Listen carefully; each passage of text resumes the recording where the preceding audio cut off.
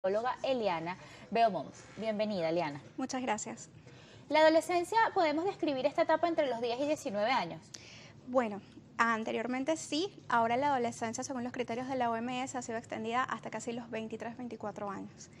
Entonces, sí, tenemos la etapa de la preadolescencia, que es de los 10 a los 11, 12 años. Luego ese primer florecimiento de la pubertad, comenzamos a decir que ya tenemos un adolescente en casa. En el caso de las niñas, comenzamos a partir de los 11, 12 años, y a partir de ahí con los varones, un poquitico antes, como a los 11. Y se puede extender, como te dije, según los criterios de la OMS, casi hasta los 23 años. ¿Cuáles son los principales cambios que experimentamos en esta etapa?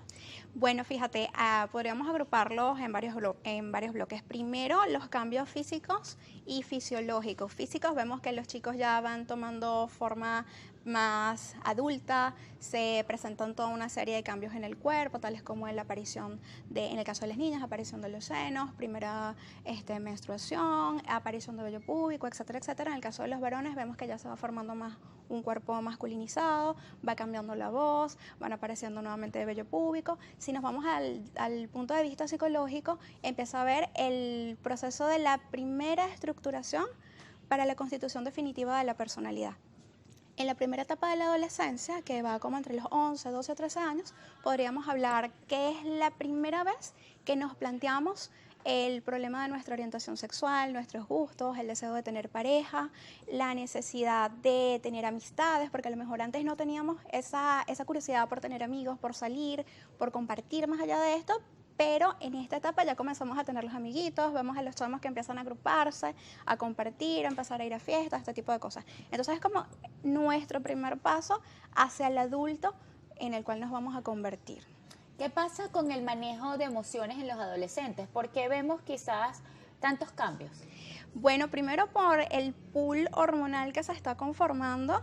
Esa es como una efervescencia, un rush de hormonas que empieza a funcionar, y eso va a hacer que las emociones comiencen a manifestarse de manera más expresiva, de manera más impactante para los que hemos venido acompañando al niño en su crecimiento. Nos damos cuenta que hay un cambio sustancial. De hecho, es la primera vez que nos confrontamos con problemas de identidad o nos confrontamos con problemas relacionados con nuestros gustos o la definición de lo que somos, incluso, como le dije anteriormente, en el plano de la orientación sexual, y eso hace que el adolescente tenga emociones muy complejas. De hecho, a mí no me gusta mucho ese término adolescente, que es el que adolece, porque adolece de ser niño y adolece de ser adulto, entonces está como atascado en el medio, ¿no?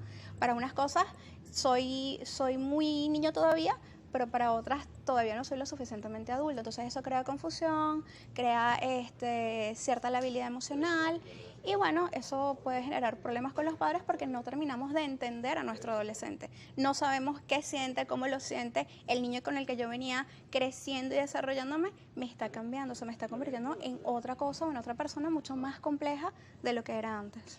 ¿Cómo podemos ayudar a nuestros hijos con el manejo de las emociones en esta etapa? ¿Y cuáles son las señales que pueden indicarnos que quizás necesitamos ayuda de un psicólogo?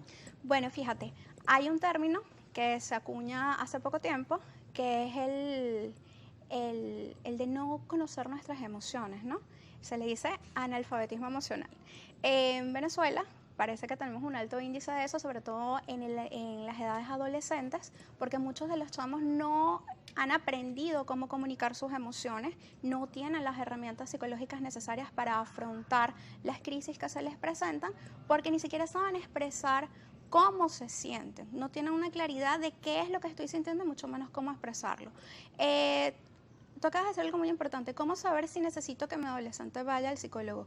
Primero, tenemos en Venezuela actualmente un alto riesgo de depresión y de ansiedad entre niños, niñas y adolescentes, y también un altísimo riesgo suicida, ¿ok?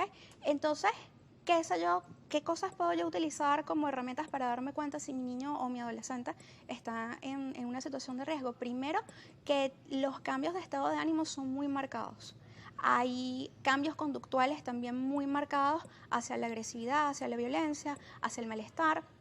Es muy común hoy en día que veamos que los chicos se retraen mucho, que se aíslan, que se apartan, que no comunican lo que les está pasando, o en el caso de para identificar riesgo suicida, comenzamos a escuchar comentarios como sería mejor que yo no estuviese aquí, o sería más fácil para mi mamá y para mi papá si yo no estuviera, porque de repente no gastarían tanto dinero, o quizás si yo no estuviese en este momento, la vida de mis padres sería mejor.